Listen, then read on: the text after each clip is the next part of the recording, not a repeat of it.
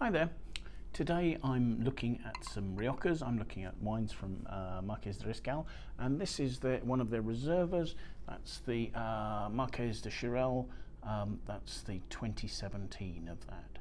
So Marques de Riscal make a couple of Reserva wines. They make a traditional Reserva, which is the one with the gold wire around it, which is one of their wines that you probably see the most of.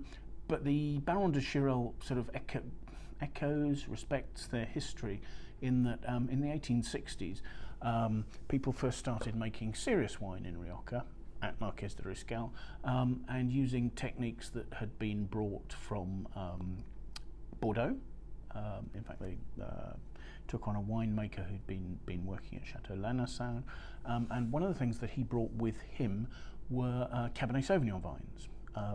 So historically, Marques de Riscal have planted quite a relatively high proportion for Rioja of Cabernet Sauvignon, and this particular wine is 1/3 Cabernet Sauvignon, 2/3 Tempranillo, in respect of that heritage that they have.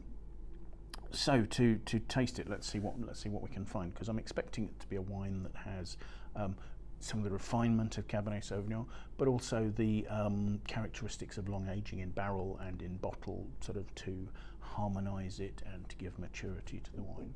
So looking at it, you've got a lovely, deep, quite dark colour, not dark enough to be opaque, but I love the fact that the depth of colour holds well to the rim. There's a slight purple at the rim, but it's not a particularly youthful blue purple. It really is only just a hint of that. It's predominantly ruby red. Smelling it,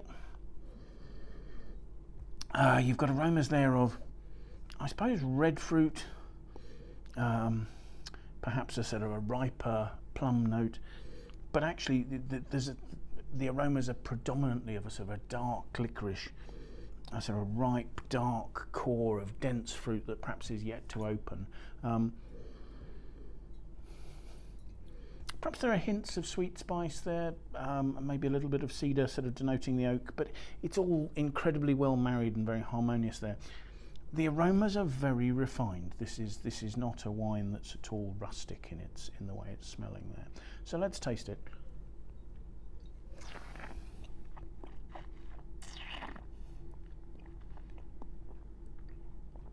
A couple of things there. You've got a lovely freshness. The acidity is really good. And a smoothness and an elegance to the wine.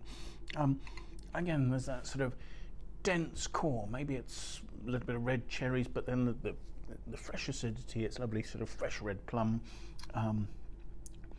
The tannins add some grip, but they're silky smooth. There's not a graininess to them at all. The wine on the label, it says it's 15% alcohol, but the concentration of the wine, again, that sort of licoricey core it's got, and the fresh acidity just mean that it's balanced, and yes, there is warmth to the back palate, but it's not dominating the wine. I suppose as the wine's opening on my palate, firstly you've got the red fruit, and then you're getting more of a sort of earthy, slightly truffly, slightly sort of dried leaves, forest floor note. But the concentrated fruit is still there.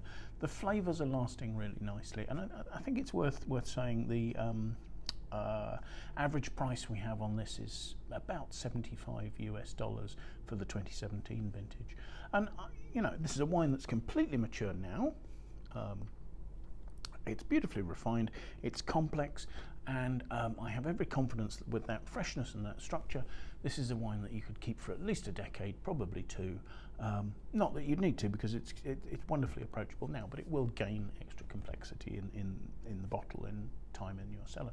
So to get all that for the kind of price, I think that's a little bit of a bargain. So yes, Baron de Chirel 2017 from Marques de Riscal. Thank you very much for watching.